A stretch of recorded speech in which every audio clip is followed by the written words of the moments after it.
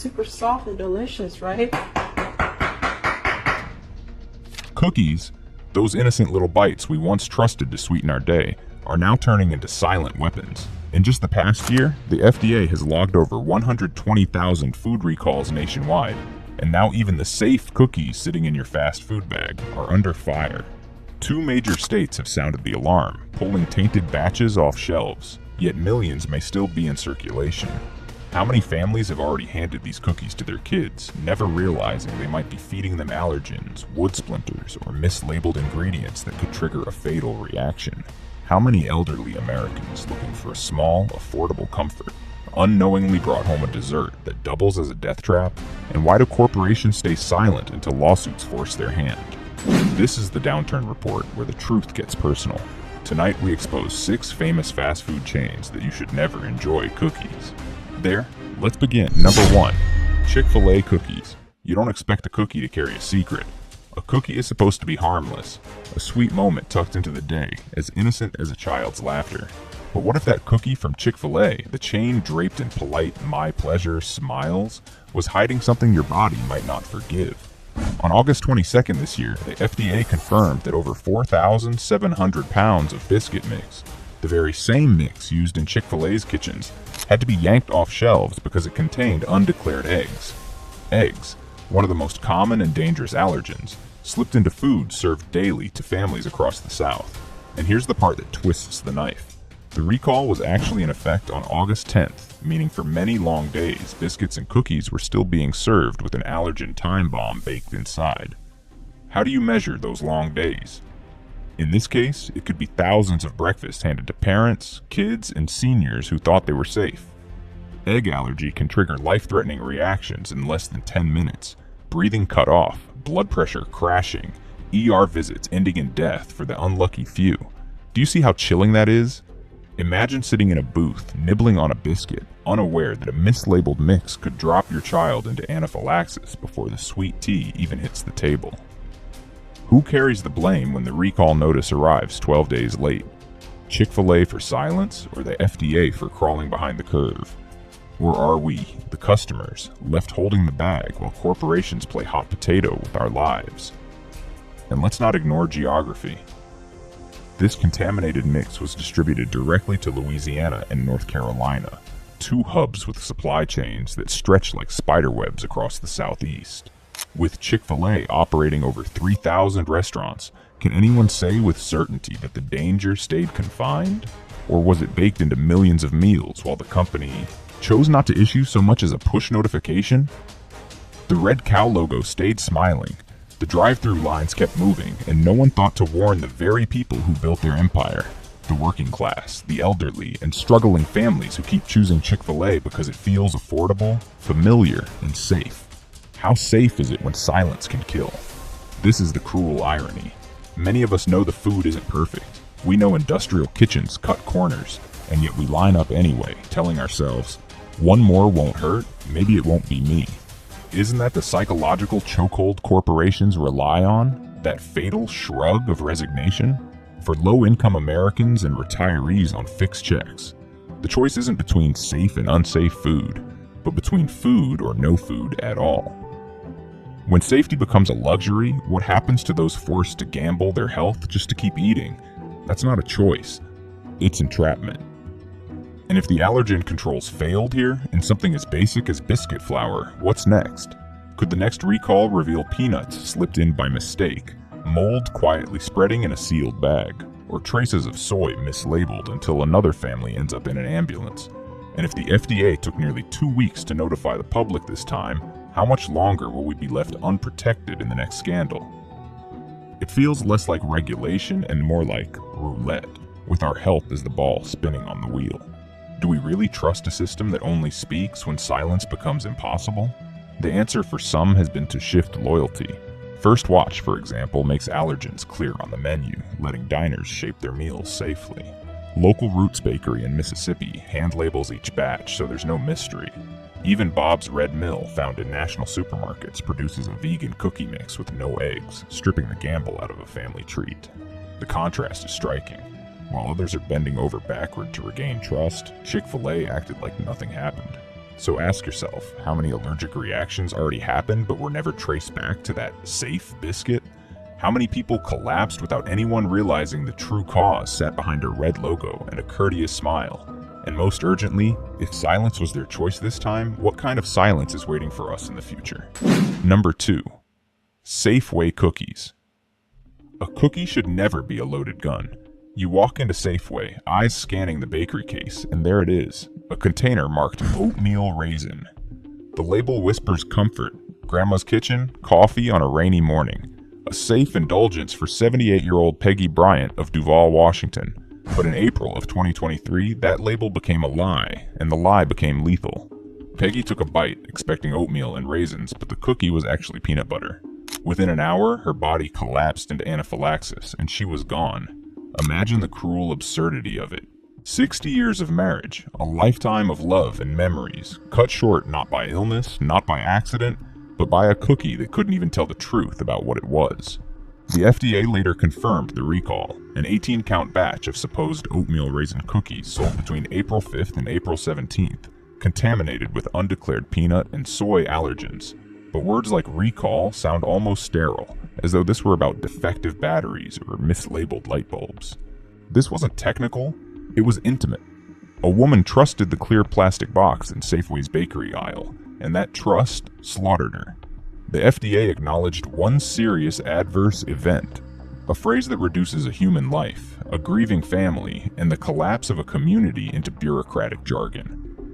How many other serious adverse events have been tucked away behind that language, never making it to headlines, never given names or faces? And Safeway's response? A voluntary recall. Voluntary, like doing the dishes if you feel like it, or calling your aunt when the mood strikes. A woman died, but the company offered no public apology, no heartfelt acknowledgement, only the cold precision of corporate compliance. Isn't that the very definition of betrayal? When a store built on neighborhood familiarity treats its customers' deaths as a minor PR nuisance? And yet most of us will keep walking into Safeway because it's close, because it's affordable, because what other choice do we have? Convenience keeps the trap set, and desperation springs it. Think about who buys these cookies most. Older shoppers living on Social Security, blue-collar families stretching grocery budgets, people who reach for store-brand bakery items because they feel homey, affordable, and safe. For them, a box of oatmeal raisin cookies isn't just dessert, it's a little reward for surviving another week. But what happens when that small comfort becomes a weapon?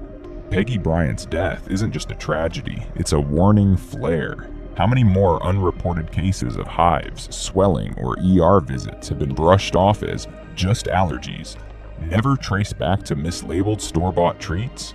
And here's the chilling thought. If a giant like Safeway can mislabel something as basic as a cookie, what faith can we have in their handling of more complex foods? If they can't keep peanuts out of an oatmeal raisin batch, what's next? Gluten and gluten-free, dairy and vegan, or even bacteria hiding in salads marketed as fresh. Each mistake costs not just health, but the foundation of trust older Americans cling to when every dollar and every bite counts. If our grocery aisles have become minefields, how do we walk them without fear? For those refusing to play roulette with their health, Trader Joe's bakery goods, particularly their almond-free, peanut-free selections, offer transparency baked into the brand's very culture. Or, there's the option to regain control entirely. Bob's Red Mill gluten-free oat flour lets you craft your own oatmeal raisin cookies at home, with ingredients you choose and trust. Isn't it ironic that the safest path now circles back to our own kitchens, away from billion-dollar corporations who can't be trusted to print a label correctly? So here's the knife to the heart of the matter. Why is a death brushed aside with a voluntary recall? When will we demand the consumer trust means the right to eat without fear of dying? And if retailers cannot guarantee honesty on something as elementary as a cookie label, what does that say about the future of food safety in America? How much longer will we tolerate this roulette of risk, where a bite meant to comfort can instead bury the very people it was supposed to nourish? Number 3. Target cookies. You walk into Target on a Sunday morning, eyes catching that bright red bullseye bag of favorite day frosted sugar cookies, the kind that look like childhood itself got shrink wrapped and sprinkled. You buy them because they feel safe, because Target has always sold the illusion of comfort and reliability. But this time, instead of sweetness, the surprise inside was splinters of wood. Over 800 cases of these cookies, 15 cookies in each case, spreading across roughly 20 states, were recalled in early August of 2025. Wood. Not chocolate chips, not extra frosting, but wood shards sharp enough to crack teeth or tear throats. How does something like this slip through the cracks in a multi-billion-dollar corporation supply chain? And how many of us bit into danger before anyone decided to say a word? The FDA flagged the recall after customers reported the problem, and Give & Go Prepared Foods quietly approved the pullback. The lot number 25195, tied to UPC 85239-41250, was yanked from shelves stretching from Connecticut to Tennessee, from Ohio to Virginia. Think about that geography. Thousands of boxes scattered across pantries and lunchboxes, each one an accident waiting to happen. It's like finding out your cookie jar doubles as a carpenter's workshop. And the cruelest part? The recall was framed as precautionary, even though the threat was plain. A splinter in your child's mouth doesn't sound precautionary. It sounds like the kind of negligence that could end with an ER doctor pulling wood from someone's esophagus. Now picture the people these cookies are marketed to. Kids with icing smeared across their faces, grandparents who still buy them for nostalgia, single parents trying to stretch their dollars at a big box chain that promises affordability. Wood doesn't trigger allergies, but it can choke a child in seconds or slice the throat of an elderly shopper with fragile health. How close were we to reading headlines about emergency intubations from a sugar cookie? And do we really believe no one got hurt? Or do we just not hear about the minor injuries because they never make it into the official tally? Target's response was predictable. Pull the product, issue a refund notice through guest services, and keep the branding shiny. But ask yourself, why did it take customers nearly breaking their teeth before this became public? Why wasn't the company faster, louder, more urgent about protecting the very families who shop there out of trust? For millions of working-class Americans, Target isn't just a store. It's supposed to be a safe bet, a predictable stop where you don't need to second-guess what's in the food aisle. If even cookies can't be trusted, what's left? And this isn't an isolated blip. It's a symptom of a larger sickness in our food system. We live in a country where speed and scale matter more than safety, where mass production turns treats into ticking hazards. Today it's wood and sugar cookies. Tomorrow will it be metal shavings in muffins? Plastic in pastries? If recalls like this keep multiplying, will headlines about contaminated desserts outnumber political scandals? It feels less like an accident and more like a preview of what happens when corporations gamble with efficiency over humanity. For those who still want sweetness without fear, there are alternatives that don't play roulette with your teeth. Publix's in-store bakeries mix and bake on site, meaning what you see is what you get. Enjoy life. Soft-baked cookies are produced in dedicated allergen-free facilities, sold at many grocers, and designed specifically to avoid contamination risks. Or better yet, baking at home with nothing more than butter, sugar, and flour you can pronounce ensures no hidden splinters sneak into the dough. Isn't it ironic that the cheapest safeguard might be your own oven, not a billion-dollar retailer? So here's the haunting question. How many of us keep trusting the red bullseye simply because it feels convenient, even when the bullseye seems painted squarely on our backs? How many more recalls will it take before families realize that the price of convenience may be a broken tooth? Or worse. Number 4. J Sweets Cookies. Unwrapping a cookie should feel like uncovering a small treasure, a golden peace offering that sweetens the monotony of the day. But what if that glossy package isn't a gift at all, but a loaded weapon disguised in sugar? That's what happened with J Sweets, operating under Gelux Americas Inc. When the FDA issued a Class Y recall, its most serious category, defined as a reasonable probability of death. Yes, death. Hidden not in some suspicious-looking street food, but in cookies stacked neatly on store shelves in America's suburbs. Imagine biting into something you trusted, only to discover later it carried the same classification as a lethal drug dose. Between May 26th and June 30th of 2025, 2 cookie lines, L'Espoir and Dry Capote, were quietly sold in J Sweets stores across California, Illinois, and Washington. At first glance, the packaging promised order and refinement, the kind of dessert you'd buy for a family gathering or as a treat to brighten a retiree's Sunday afternoon. But the labels lied. L'Espoir contained undeclared milk, while Dry Capot harbored almond and macadamia nuts, powerful allergens missing entirely from the ingredient list.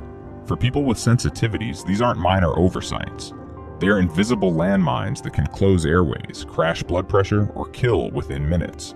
Older adults, children, and working-class families, those who most rely on accuracy because a hospital bill could destroy their finances, were the very ones betrayed.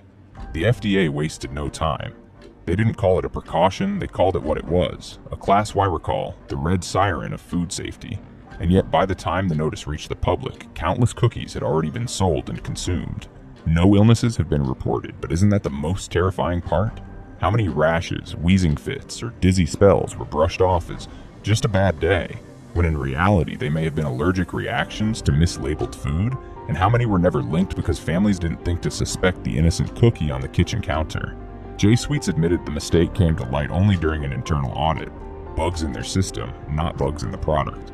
They've promised fixes, post-label verification steps, extra training, tighter checks in their plants and stores. But let's be honest, these promises feel more like patching a sinking boat with duct tape than true reform. One misprint on a label, one unchecked shipment, and an entire community of vulnerable shoppers is left exposed. If a small chain like J Sweets can stumble this badly, what's stopping larger corporations, who operate at a scale where mistakes can ripple through millions of homes? Are they safer or simply better at burying the evidence until it fades from memory? For low-income families and retirees, trust in a brand is not just about flavor, it's about survival. When you stretch your budget to buy a neatly wrapped package of cookies, you're paying for the assumption that someone, somewhere, ensured it won't harm you. When that trust is shattered, it isn't just about one cookie. It's about the creeping fear that every aisle of the grocery store is another gamble with your health. Convenience, in this light, looks less like comfort and more like a loaded dice rolled against you. If safety feels like a luxury corporations won't guarantee, alternatives become acts of resistance. Whole Foods 365 organic cookies are made in certified facilities with transparent allergen tracking, where each step is monitored to avoid cross-contamination. Or King Arthur Flour's vegan chocolate chunk cookie mix, where the absence of milk and nuts takes the guesswork out of dessert. And if budgets demand it, baking at home with honest ingredients, flour, sugar, chocolate you can pronounce, might be the only way to reclaim peace of mind. Isn't it strange that the surest safety net now lies in our own ovens, rather than in billion-dollar supply chains? So here's the question that should hang heavy. How many allergic reactions have already slipped through the cracks, never connected to the box of cookies sitting innocently in a cupboard? How many more recalls will pass unnoticed until the casualty numbers climb high enough to spark outrage? And if we keep allowing oversights to be swept under the rug, are we not agreeing silently to let convenience become a weapon pointed at our own kitchens? Number 5. Newgrains cookies. A cookie should be a comfort, not a countdown clock.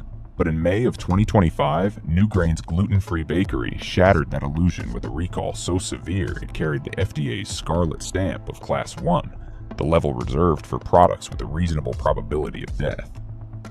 Their cookies, chocolate chip, frosted sugar, coconut macaroons, and others, were sold under the halo of gluten-free safety, yet concealed eggs, soy, and milk inside. For allergy-sensitive shoppers, this wasn't just a labeling mistake. It was a knife hidden in a gift box. Imagine trusting gluten-free like a guardrail, only to find out the guardrail was made of papier-mâché. Think of the betrayal here. Newgrains presented itself as a safe harbor for people forced into strict diets by health or necessity. Elderly customers with delicate systems, working-class families scraping for specialty foods. These are the very people who reached for those cookies believing they had found protection. Instead, they got deception baked right into the dough. Gluten-free, yes, but allergen-free? Absolutely not. What do we call it when safety labels morph into loaded weapons? A marketing blunder or a moral crime? The scope was not small. This wasn't a one-off cookie slipping through the cracks. It was entire product lines, entire shelves of supposed refuge. The FDA didn't elevate it to Class 1 just for hidden ingredients. It was because the false promise itself magnified the danger. Trust was weaponized. When a label promises sanctuary but delivers poison, what's left for shoppers living on hope and thin wallets? Is it any wonder many of us now scan ingredient lists like lawyers reviewing contracts, waiting for the hidden claws that could betray us? Now pause and picture the ripple. Retirees nibbling on a cookie with their tea, parents handing one to their child, workers taking a bite on break, each moment unknowingly playing Russian roulette with allergens. No hospital reports yet, but silence isn't safety. How many wheezing fits or ER trips will never be traced back to a cookie? How many shrugged it off as just feeling unwell without knowing the root cause set in the very brand they trusted? So where do we go from here? For some, it means turning to small co-ops like Happy Belly Cookies, where every batch is hand-checked and accountability feels personal. For others, it means reclaiming control at home with options like Immaculate Baking Company's certified organic dough, where the list of ingredients isn't a riddle but a promise. Because when trust itself is fractured, sometimes the only way forward is to bake it back yourself. And here's the question you can't ignore. How many more labels will we swallow whole before we realize they might be emptier than a fortune cookie slip of paper? And if trust keeps being the first casualty, what's the cost when the body finally follows? Number 6. Bluebell Ice Cream. Ice cream is supposed to be a hug from the freezer, a half-gallon of calm waiting for when life feels too sharp. But in May of 2025, Bluebell turned that comfort into a loaded trap. Customers who thought they were bringing home chocolate chip cookie dough, a childhood nostalgia sealed under a friendly lid, were instead scooping into Millennium Crunch, a mix laced with almonds, pecans, and walnuts that never appeared on the label. For anyone with nut allergies, that's not dessert. It's a death sentence hiding under sprinkles of trust. The FDA flagged it as a Class Y recall, the gravest category reserved for products with a reasonable probability of death. The discovery came not from consumer complaints, but from a sharp-eyed employee at Bluebell's Brenham, Texas plant who spotted the deadly mismatch. It wasn't a stray walnut falling into a tub. It was entire cartons packaged with the wrong ice cream, lids promising cookie dough while the inside concealed nut-laden crunch. Imagine grandparents treating grandkids on a Sunday only to trigger anaphylaxis in minutes. That's not just mislabeling, it's betrayal by the very freezer you thought you could trust. The scale was enormous. The recall covered half-gallon cartons with lid code 0610275524, shipped across 16 states, stretching from Texas to Georgia, Louisiana, and even the Florida Panhandle. That's not a blip, that's a pipeline of danger-crossing kitchens, diners, and retirement homes. No illnesses were officially reported, but let's be real. How many allergic reactions went unlinked, brushed off as just a bad spell because no one thought ice cream could lie? Silence doesn't mean safety, it means danger still lurking behind unexamined lids. Bluebell's response? A press release urging customers to return mismatched tubs for refunds, retailers told to clear shelves. But where was the urgency, the apology, the warning, loud enough to reach families before someone scooped their way into a hospital trip? No flashing alerts, no corporate humility, just vague assurances while tubs sat in freezers like ticking bombs. For working-class families or retirees, ice cream is supposed to be one small luxury, cheap joy in a world that doesn't hand out many. To turn that joy into fear is more than a mistake. It's a violation of trust that melts faster than ice cream on a summer sidewalk. So what do you do when the brands won't guard your safety? Some turn to Tillamook's small batch ice creams, crafted with transparent ingredient lists you can read without a magnifying glass. Others head back to the kitchen, making no-churn coconut milk ice cream at home. Pure, simple, and honest. Because when even a lid can lie, sometimes the only safe scoop is the one you churn yourself. And here's the real gut punch. If ice cream, the most innocent comfort food we know, can carry hidden danger under a smiling label, what else in our kitchens is lying to us? How long will we keep swallowing half-truths before demanding real honesty, frozen not just into cartons but into corporate conscience? Food trust is melting. Demand honesty before the next bite betrays you. Subscribe now and join us in exposing hidden dangers.